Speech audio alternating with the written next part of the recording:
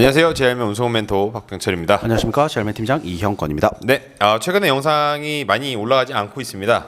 왜 그럴까요? 영상 찍을 시간이 없기 때문에 그렇습니다. 좀 최근에 좀 바쁜 일정을 보내고 있습니다. 저희 최근에 또 현대자동차 부품 관련해서 또 이런저런 미팅이 있고 대구로 왔다 갔다 하다 보니까 어쩔 수 없이 좀 영상을 못 찍은 점, 차주 영상이나 아니면 차주분들 영상이라던가 인터뷰 영상 이런 것들도 준비가 되고 있지만 제가 좀 이 영상 시작 전에 좀 말씀드리고 싶었던 게 최근에 저희 그 1톤 관련된 문의가 굉장히 많아요. 그러니까 또 소형에 대해서 관심들도 많이 증가하시고, 근데 이렇게 저렇게 일을 알아보시는 거는 좋은데 1톤 차량을 중고차로 해서 뭐 좀 한 4, 5년 정도 지난 차량을 3,500 조금 넘는 금액들로 얘기를 하고 이런 부분들이 맞냐라고 여쭤봐 주시는데 당연히 맞을 리가 없잖아요. 그게 전체적인 내용을 보시되 글로 된 거는 단순히 이제 처음 확인용이고 직접 가서 보시고, 그리고 대충 검색만 하시더라도 1톤 같은 경우에는 차량 가격이 얼마나 차이가 나는지 다 보입니다. 그래서 SK 엔카에 친절하게 잘 나와 있죠. 네네. 그래서 그 금액 차이가 이 정도 벌어지는데 내가 그걸 인정을 할 수 있냐 없냐를 보시면 되지 않을까 생각을 해요. 그래서 그리고 이제 그 비용이 그렇게 들어갈 수는 있어요. 왜냐하면은 지금 중고차 시세나 이런 것들이 비싸기 때문에.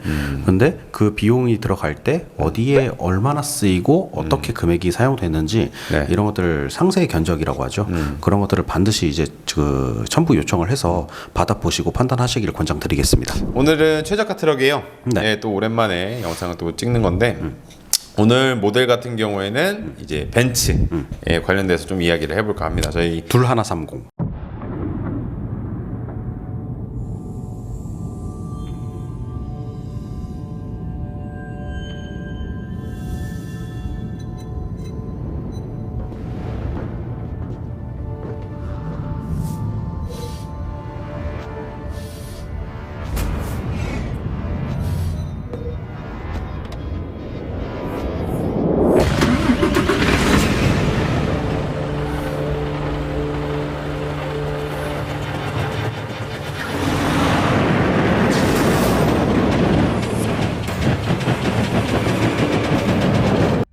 Mercedes-Benz.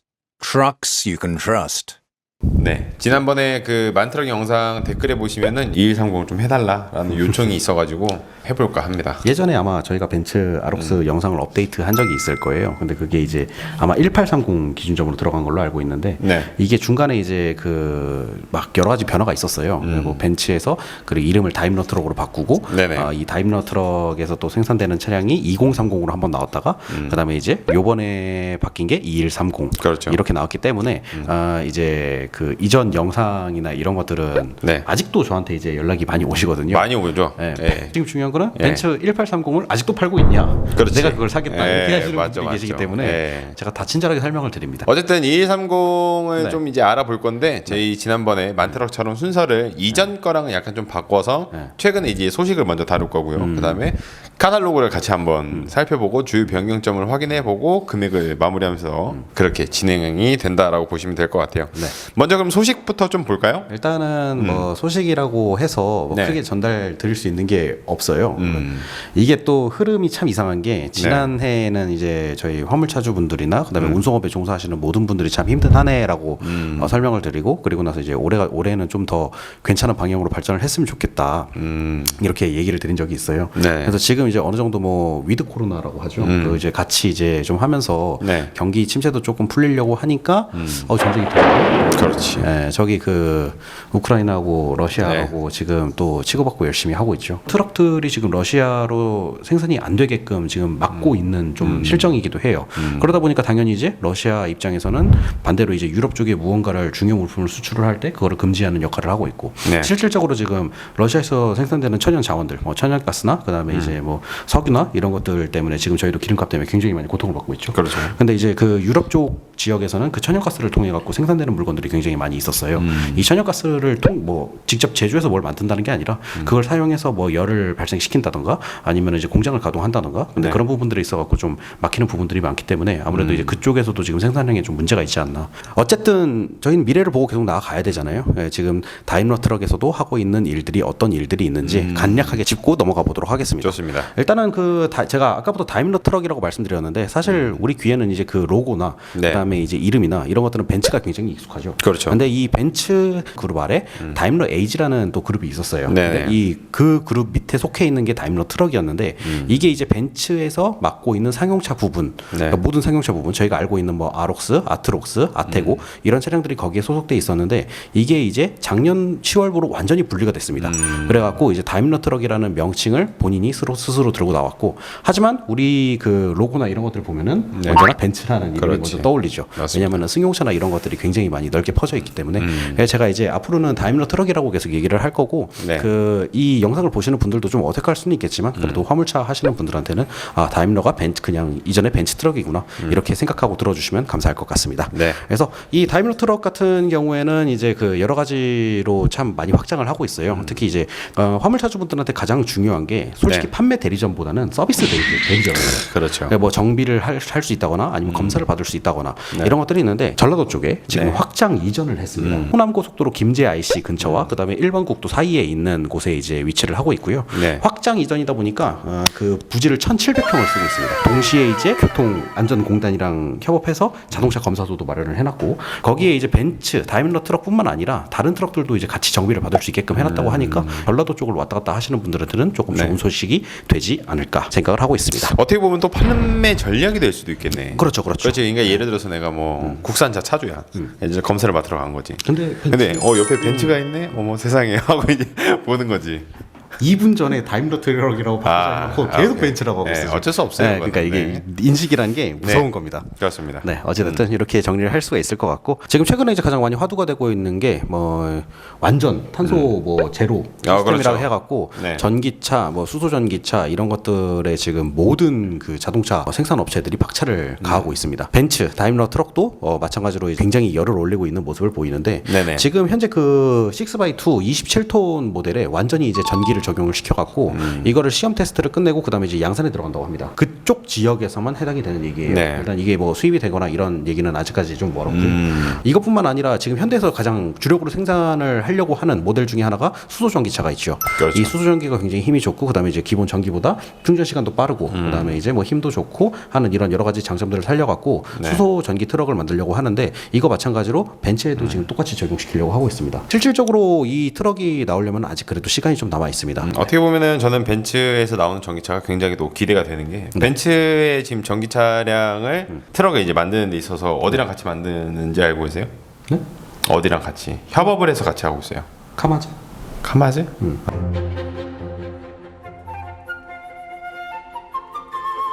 볼보입니다. 아 볼보. 네, 볼보와 함께 만들고 있는 거기 때문에 좀 더 결과치가 좀 기대했던 것 이상만큼 나올 수 있지 다임러 않을까. 트럭은 여기저기 다 협업을 하니까요. 그래서 근데 솔직히 이제 그 전기 차량으로 이제 다 넘어가면은 그러니까 상향 평준화가 될 것 같아. 예, 이런 재원 사항들이 왜냐면은 기타 부속품들이 다 제외가 되고 모터 하나로 거의 이루어지는 거예요. 그렇지. 그렇죠. 그렇다 보니까 나머지 부분을 뭘로 잡을 것인가, 예, 굉장히 큰 차이가 좀 있지 않을까 생각이 됩니다. 뭐 소식은 그 정도로 마무리할까요? 네. 자, 그 다음으로는 카탈로그 부분을 좀 살펴볼 건데요. 사실 카탈로그를 저희가 시작을 하면서 확인도 하고 있지만 이전 카탈로그가 어디 갔는지 보이지가 않아요. 그래서 직접적인 비교가 사실상은 좀 힘든데 이게 사실 그 이제 네. 좀 순식간에 바뀌었어요.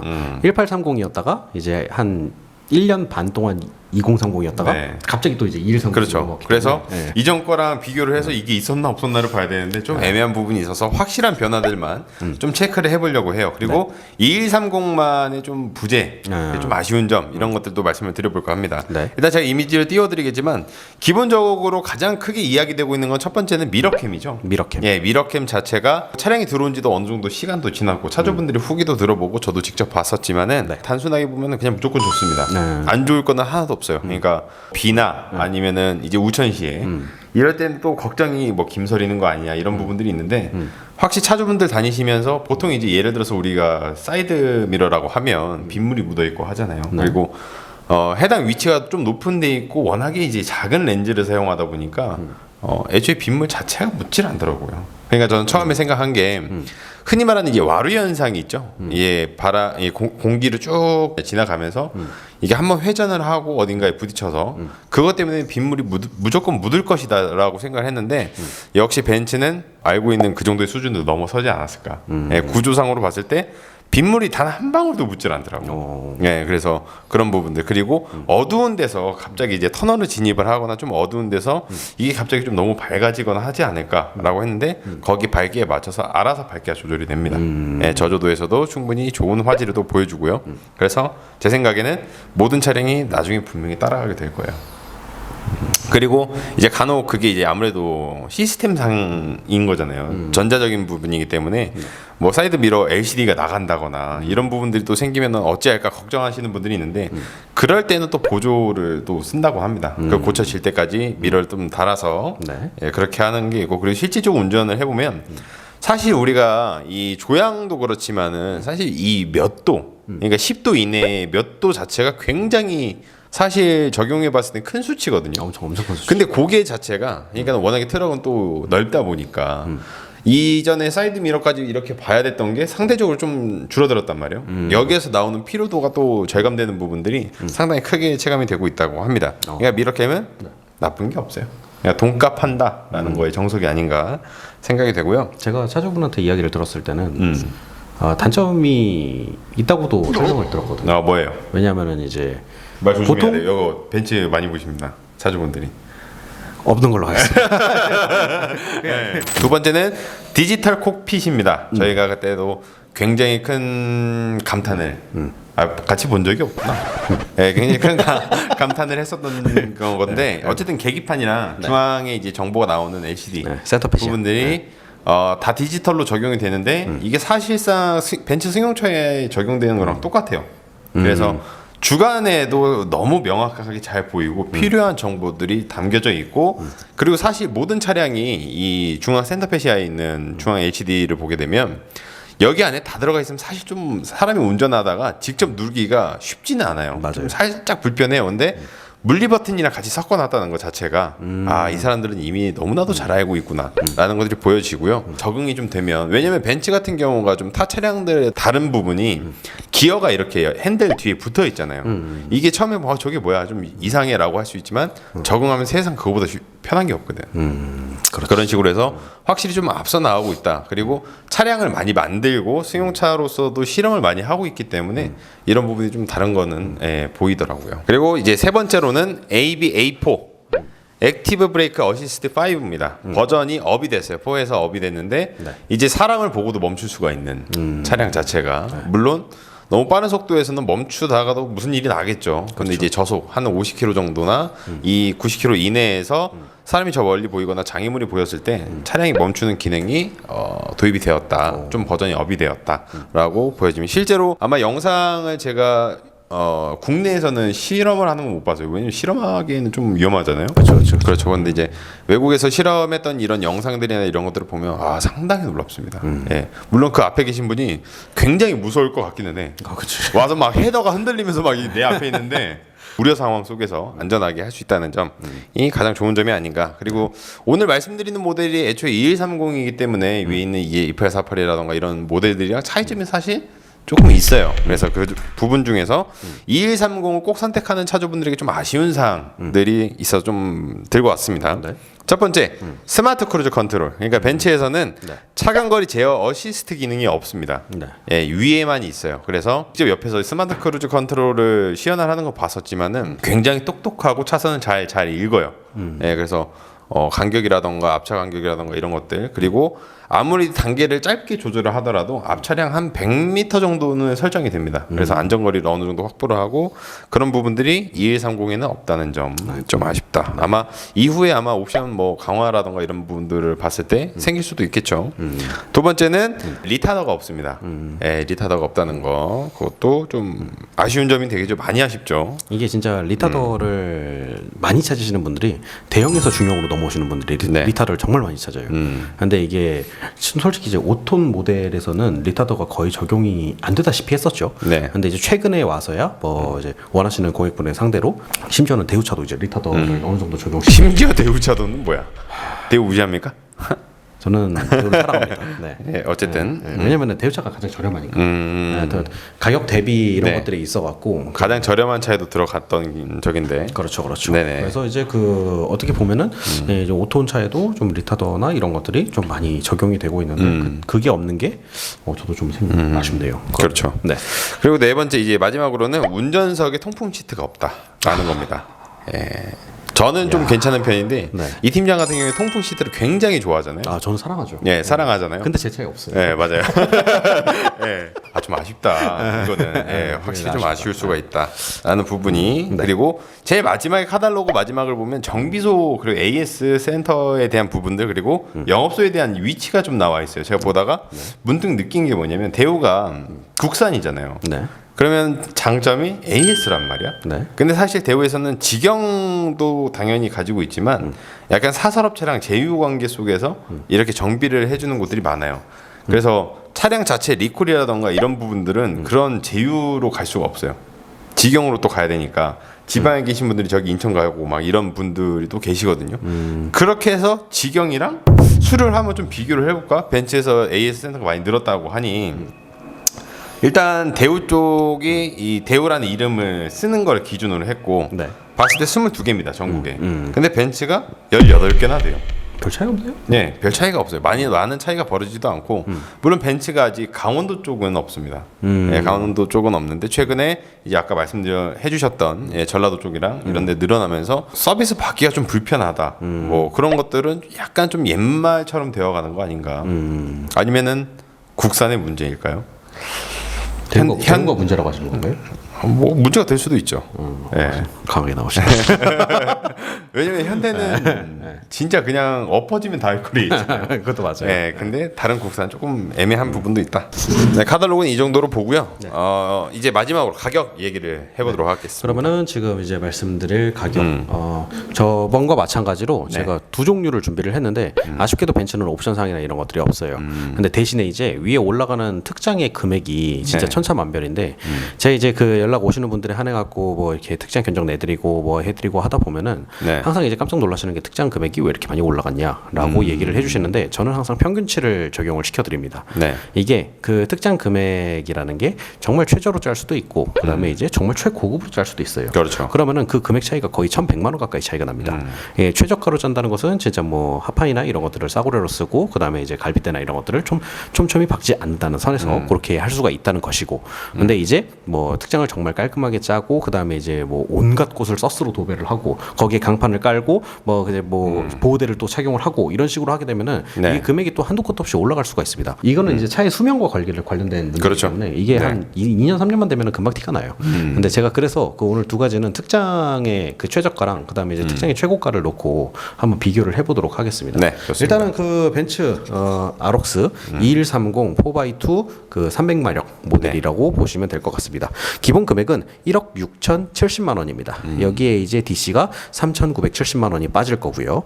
그 다음에 이제 그 당연히 또 축을 달아야겠죠. 요즘에 축 안 다는 사람들이 없기 때문에 이 축을 적용시키게 되면 1,600만 원의 금액이 추가가 됩니다. 그러면은 이 축 가격은 이제 벤츠 같은 경우에 뒷바퀴가 또 큰 타이어이기 때문에 대형 축이 적용이 된다라고 보시면 될 것 같고요. 그 다음에 이제 특장 금액 같은 경우에는 지금 그 부가세 포함해서 최저가로는 2,200, 최고가로는 3,300 정도로 보시면 될 것 같습니다. 이렇게 정리를 할 수가 있는데 그러면 이 두 가지를 놓고 마찬가지로 저희가 이전에 정리했던 것처럼 69개월에 3.9%를 놓고 계산을 하면은 특장을 2,200을 적용시켰을 때는 257만 6,098원이 되고요. 부가세를 제외하시게 되면은 234만 1,907원이 됩니다.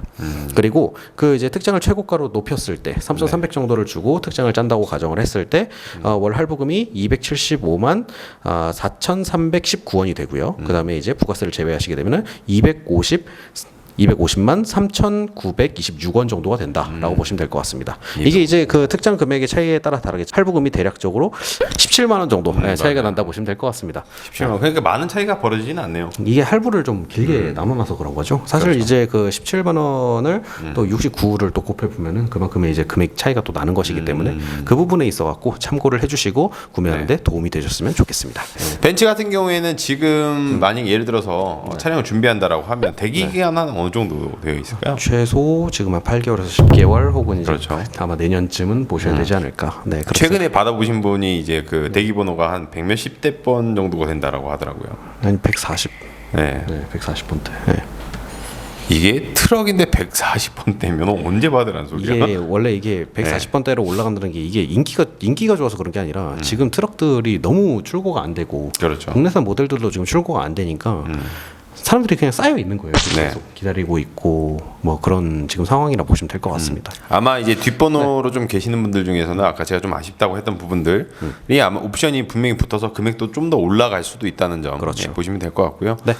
이 정도로 견적을 비교해 보시고 뭐 궁금하신 부분들이 계시면 밑에 댓글로 남겨주시고 그 다음에는 이 차량으로 좀 해봤으면 좋겠다. 뭐 이 차량의 어떤 특장을 또 제시해 주셔도 됩니다. 그래서 말씀을 해주시면은 제일 많은 차량을 기준으로 해서 다음 영상을 바로 찍고 뭐 중복은 되도록이면 피할 거예요. 그래서 해서 뭐 빠르게 1년 안에 모든 차량을 다 업로드를 시킬 수 있게끔 하도록 하겠습니다. 마무리 지을까요? 네.